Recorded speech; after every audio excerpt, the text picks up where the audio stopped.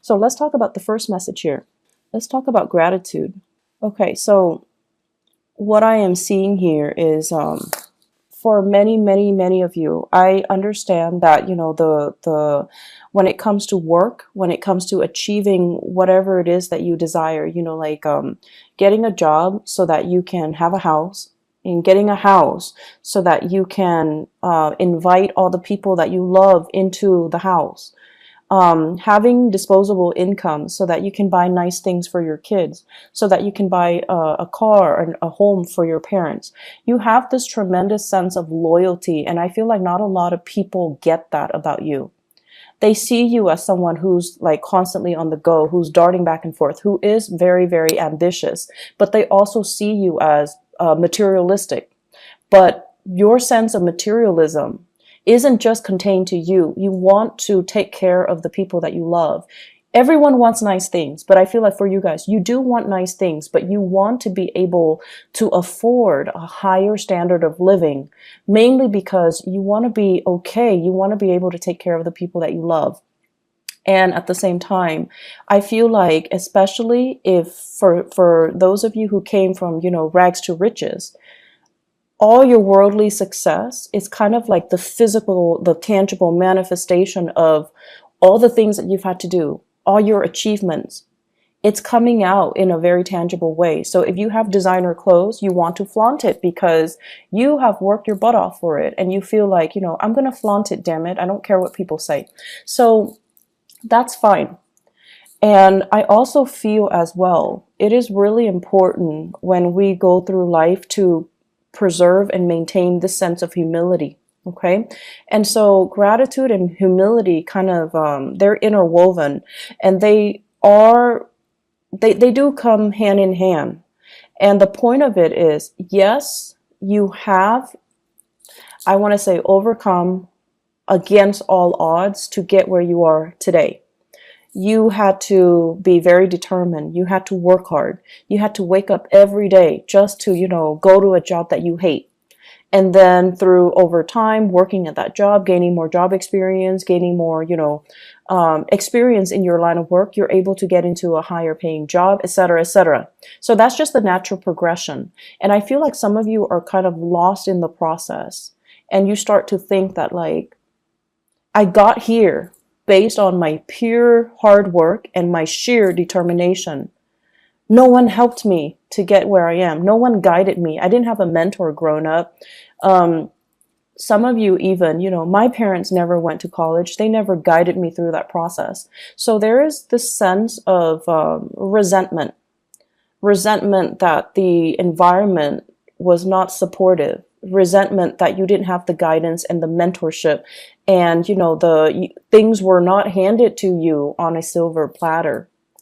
And the thing that I want to remind you is that whatever you believe in, whatever power that be, that you believe in, I feel like life or the universe will never give us what we can't handle. And so if you're comparing yourself to, somebody else who is very privileged, who had educated parents, who had mentorship, who had money, who had everything handed to them on a silver platter, and they're in the same position as you. And then if you're comparing that to you, who had it rough, who had to make your own way, who had to work extra hard, who had to even learn a new language, who had to, combat family instability, financial instability to get where you are right now. And you're comparing your life to this other person. You both are in the same place, but the other person had everything handed to them. And you had to fight for everything that was given to you. And you kind of look at the other person with resentment, right? You're just like, they're so clueless and blah, blah, blah. And so let's just take a moment to also appreciate the fact that you got where you were, or you got where you are today, mainly because you needed to learn those lessons earlier. You needed to learn how to fight. You needed to learn how to, be determined. You needed to learn how to fend for yourself. And the other person, they're living a different life. They needed to learn different skill sets. So comparing the two, it's like apples to oranges. It's not applicable. So we all are here to kind of go through our individual life lessons and our individual experiences. And so we really can't compare our achievements with another person, nor should we compare our achievements with another person. Doing so can trigger a lot of resentment, a lot of feelings of injustices, and it is also very, very, very divisive when we're trying to cultivate, a harmonious working environment, when we're trying to cultivate a sense of compassion and understanding for ourselves and other people, when we're trying to cultivate a sense of community. So on the flip side of that, let's also talk about, we are a product of our environment.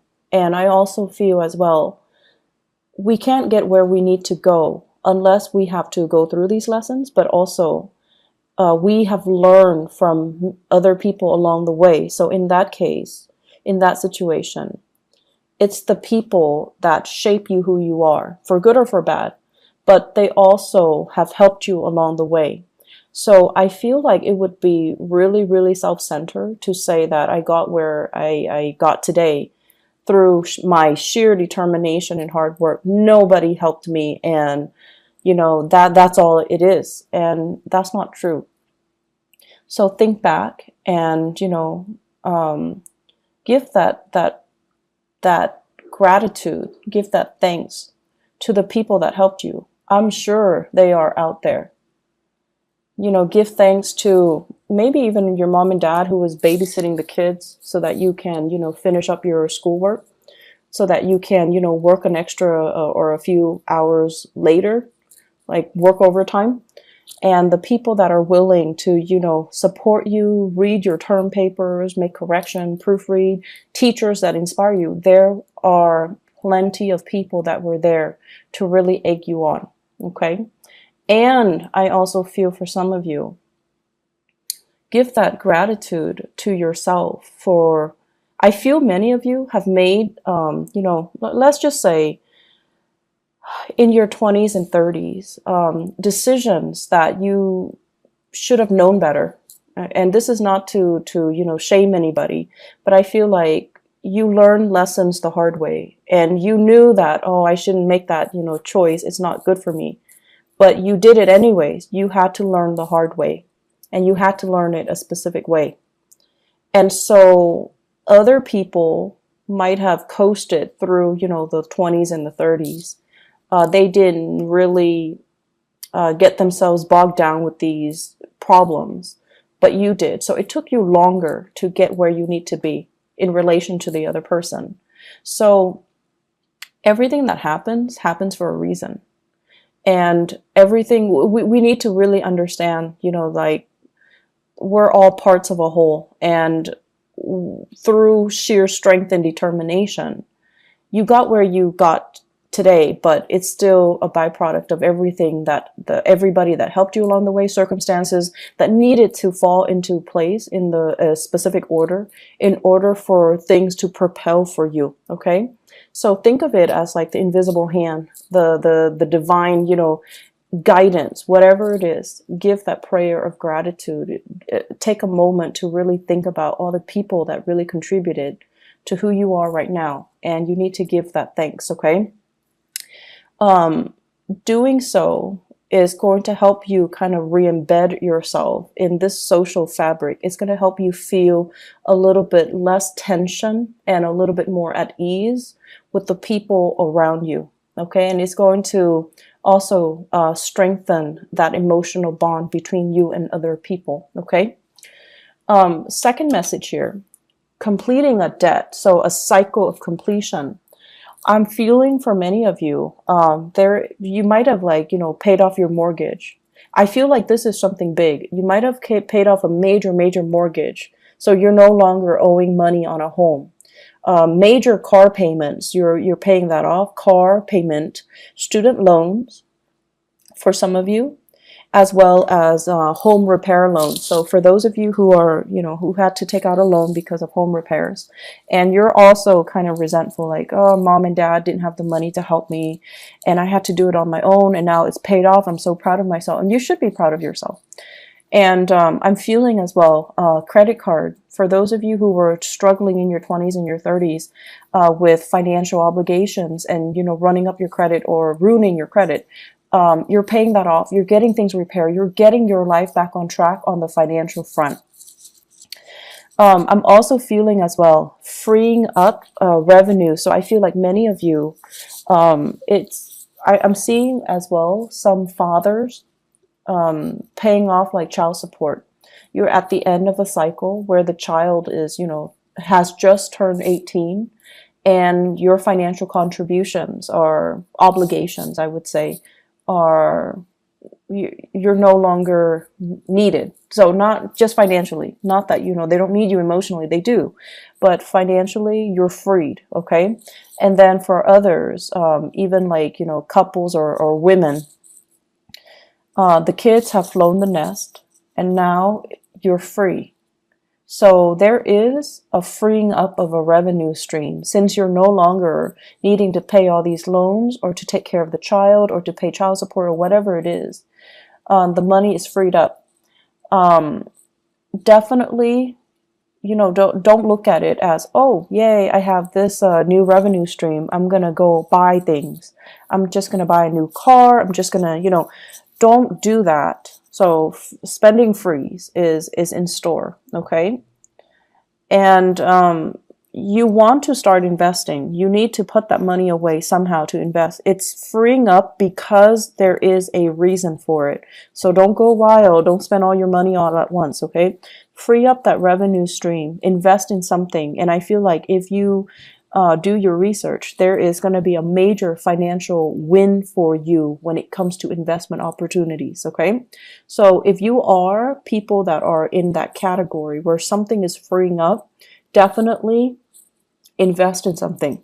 I feel like you're going to be pleasantly surprised, especially come the September timeframe, okay? I do see major financial gains here, so it's really, really important. They are also saying as well, with the prime real estate message, some of you are sitting on prime real estate, like you finish paying off a home. The home is accumulating in value very, very, very, very quickly. So you own a piece of prime real estate. If you have that extra revenue stream, you definitely should invest in real estate.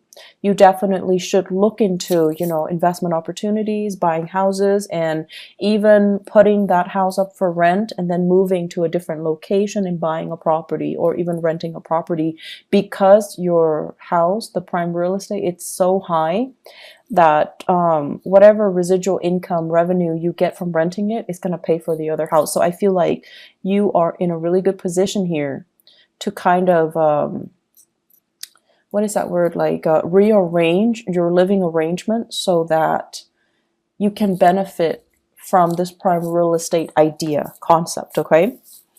I'm also sensing as well, they keep pointing downwards, like land, like land investment, thinking about even investing overseas, buying property overseas for those who have the money, who travels a lot, or who are, in retirement age, and you're thinking about settling elsewhere.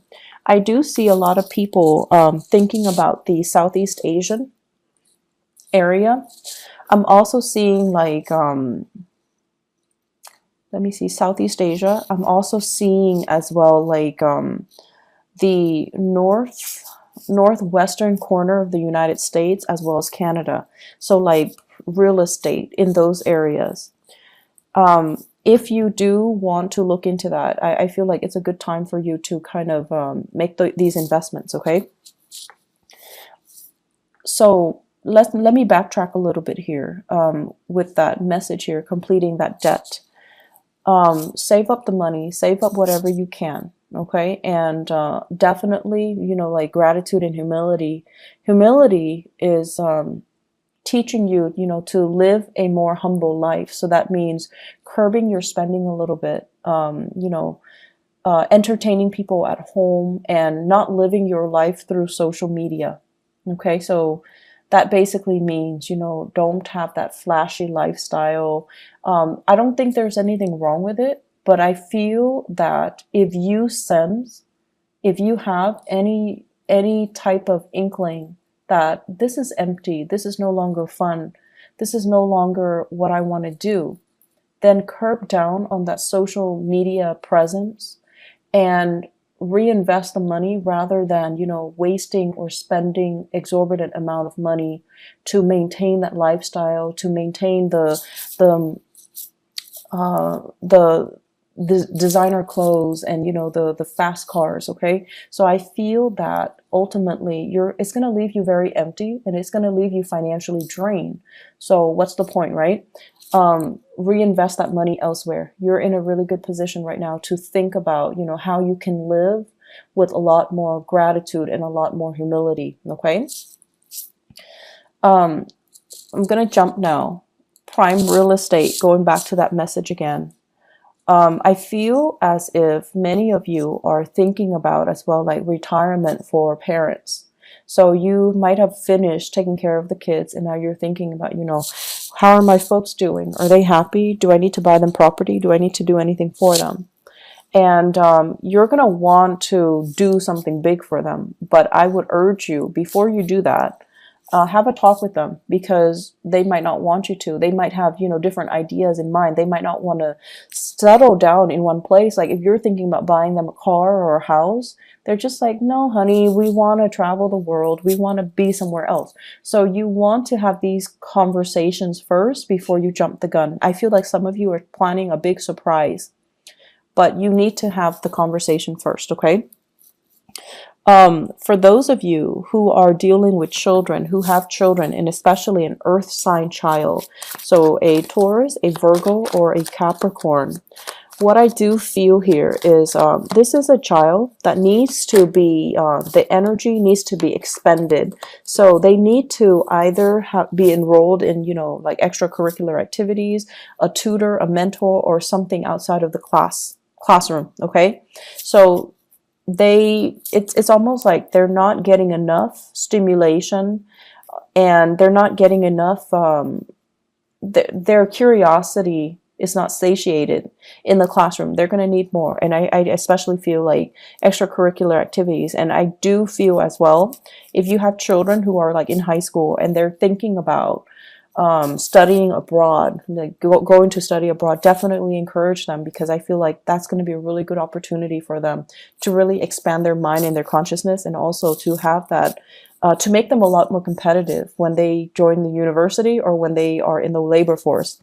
I feel like there's a child here that wants to go somewhere else. So it could be like, they're in the West Coast and they're in high school, and there's a debate, or there's like a summer program in Washington, D.C., in New York. They want to get involved. Definitely encourage them to go, okay? Encourage them to do it. Encourage them to just explore outside of their territory. And I also feel like they could be middle school age, going going further away for a competition. So there is a little bit of money that needs to be accounted for if you have in particular an earth sign child, so Taurus, Virgo, or Capricorn. So the last message that I have here for you guys is they're mentioning don't rush the process, okay? And this is in regards to your work and your relationship. So let me talk about the relationship first. Many of you, once again, I'm getting that clock. It's that ticking clock. And you could be male or female. It doesn't really matter. But I feel like a lot of you, you're very results oriented.